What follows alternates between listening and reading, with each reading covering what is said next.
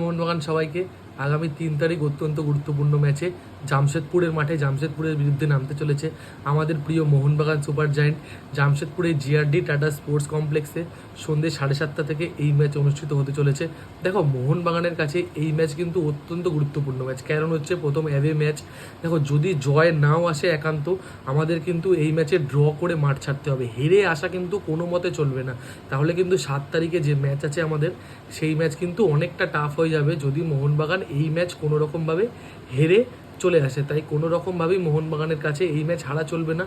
যদি জয় নাও আসে, অ্যাটলিস্ট আমাদেরকে ড্র করে জামশেদপুর থেকে ফিরতে হবে। দেখো, জামশেদপুরেও কিন্তু অনেক গুরুত্বপূর্ণ প্লেয়ার আছে, অনেক তারকা খচিত প্লেয়ার আছে অবশ্যই, যেমন স্টেফিন এজের মতো প্লেয়ার আছে, জর্ডেন মারের মতো প্লেয়ার আছে, জাভি হার্নান্ডেজের মতো প্লেয়ার আছে।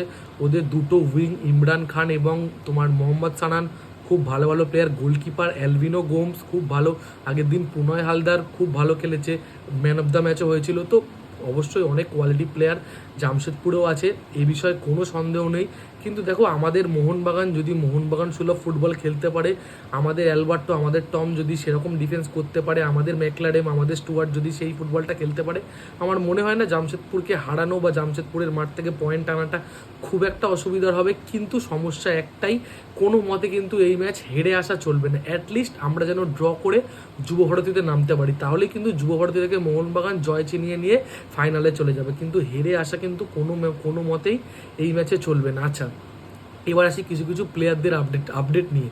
বেসিক্যালি যেটা কথা, সেটা হচ্ছে সাহাল আব্দুল সামাদ, আশিস রায়, মানবীর সিং এবং হচ্ছে আপুইয়া, এই চারজনের কিন্তু একটু চোট ছিল, যেখানে সাহাল আর আশিস রায় প্রায় সম্পূর্ণ ফিট, শুধু মানবীর ও আপুইয়া কিন্তু এখনও সম্পূর্ণ ফিট হয়ে পারেনি। তাই যদি এরা দুজন মানে মানবীর ও আপুইয়া 3 তারিখের ম্যাচে অ্যাভেলেবেল যদিও বা না থাকে, এরা কিন্তু 7 তারিখে যুবভারতীতে অ্যাভেলেবেল থাকবে। 7 তারিখে যুবভারতীতে কিন্তু আমরা এদের ফুল সার্ভিস অবশ্যই পাবো। জানি না 3 তারিখে এরা সম্পূর্ণ ফিট হয়ে নামতে পারবে কি না, এবার দেখা যাক কতটা কি হয়। আশা করব আমরা ফুল টিম নিয়ে জামশেদপুরে নামবো। যাই হোক, জামশেদপুর থেকে যেন আমরা 3 পয়েন্ট নিয়ে ফিরতে পারি, তারপর যেটা হওয়ার হোক। কিন্তু যদি 3 পয়েন্ট নাও আসে, ড্রও কিন্তু খুব খারাপ রেজাল্ট হবে না। যাই হোক, মোহনবাগান জেতার জন্য মাঠে নামবে, তারপর সবটা উপরওয়ালার হাতে। জয় মোহনবাগান।